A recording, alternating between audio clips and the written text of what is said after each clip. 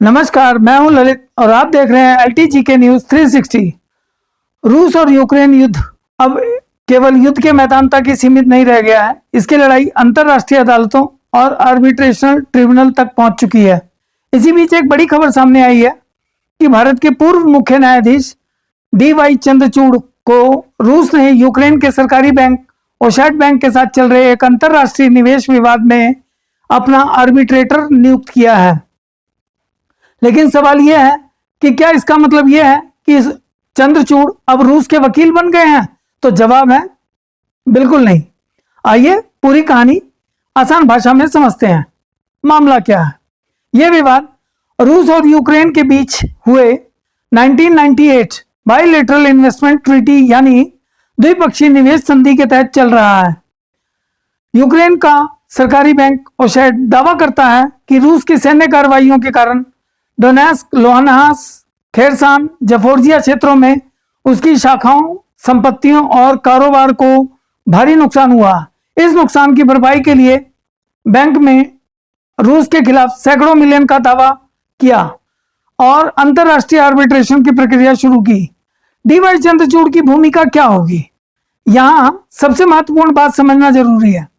DY Chandrachud रूस के वकील नहीं है। उन्हें रूस ने 3 सदस्यीय आर्बिट्रल ट्रिब्यूनल में अपनी ओर से आर्बिट्रेटर के रूप में नामित किया है। इस ट्रिब्यूनल में 3 सदस्य होंगे। दोनों पक्षों की सहमति से चुनी गई दयाला जिमनेस अध्यक्ष होंगी। रूस की ओर से DY चंद्रचूड़ होंगे और यूक्रेन के ओशाट बैंक की ओर से स्टावोर्स कोलकाक्सी। इन तीनों का काम किसी एक पक्ष का बचाव करना नहीं, बल्कि दोनों पक्षों के तर्क, सबूत और अंतर्राष्ट्रीय कानून को देखकर निष्पक्ष निर्णय देना होगा। क्या यह पहला विवाद है? नहीं।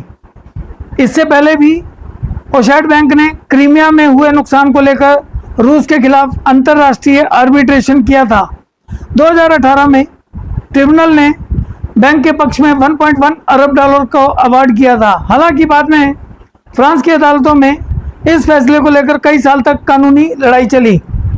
कभी फैसला रद्द हुआ और कभी बहाल, और बाद में निष्पक्षता से जुड़े हुए सवालों के कारण कुछ हिस्सों की दोबारा सुनवाई की स्थिति बनी रही। यानी रूस और ओशाट बैंक के बीच ये कानूनी संघर्ष कई वर्षों से जारी है। रूस ने ही चंद्रचूड़ को ही क्यों चुना? DY चंद्रचूड़ भारत के पूर्व मुख्य न्यायाधीश रहे हैं और अंतर्राष्ट्रीय कानूनी मामलों में उनकी प्रतिष्ठा भी काफी मजबूत मानी जाती है। रिपोर्ट के अनुसार रूस पहले भी उन्हें एक अंतर्राष्ट्रीय निवेश विवाद में आर्बिट्रेटर बनाना चाहता था, लेकिन उस समय उन्होंने वो भूमिका स्वीकार नहीं की थी, क्योंकि वे उसी मामले में अपॉइंटिंग अथॉरिटी की भूमिका निभा रहे थे। अब सेवानिवृत्ति के बाद अंतर्राष्ट्रीय आर्बिट्रेशन में उनकी विशेषता को देखते हुए रूस ने उन्हें इस नए मामले में नियुक्त किया है। क्या इसका कोई राजनीतिक मतलब निकाला जाना चाहिए? फिलहाल ऐसा कहना सही नहीं होगा। अंतर्राष्ट्रीय आर्बिट्रेशन में यह सामान्य प्रक्रिया है।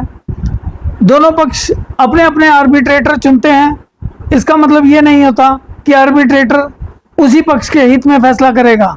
इसकी जिम्मेदारी स्वतंत्र और निष्पक्ष रहकर अंतर्राष्ट्रीय कानून के रूप में निर्णय देने की होती है। तो इसका निष्कर्ष कुल मिलाकर यह निकला कि यह मामला रूस और यूक्रेन के बीच युद्ध से जुड़े आर्थिक नुकसान और निवेश संधि के विवाद का है। पूर्व CJI DY चंद्रचूड़ इस मामले में रूस के वकील नहीं, बल्कि तीसरे आर्बिट्रेटर के रूप में अंतर्राष्ट्रीय ट्रिब्यूनल के अंदर स्वतंत्र रूप से कार्य करेंगे। अब इस पूरे विवाद का अंतिम फैसला ट्रिब्यूनल दोनों पक्षों की दलीलें और सबूत सुनने के बाद करेगा। यानी यह नियुक्ति भारत के पूर्व मुख्य न्यायाधीश की अंतर्राष्ट्रीय कानूनी प्रतिष्ठा को दिखाती है, लेकिन अंतिम निर्णय पूरी तरह से ट्रिब्यूनल की सामूहिक और स्वतंत्र प्रक्रिया पर निर्भर करेगा। धन्यवाद। अगर आपको ये रिपोर्ट उपयोगी लगी हो तो वीडियो को लाइक करें, शेयर करें और ऐसी ही आसान भाषा में अंतर्राष्ट्रीय मामलों को एक जानकारी के लिए जुड़े रहें।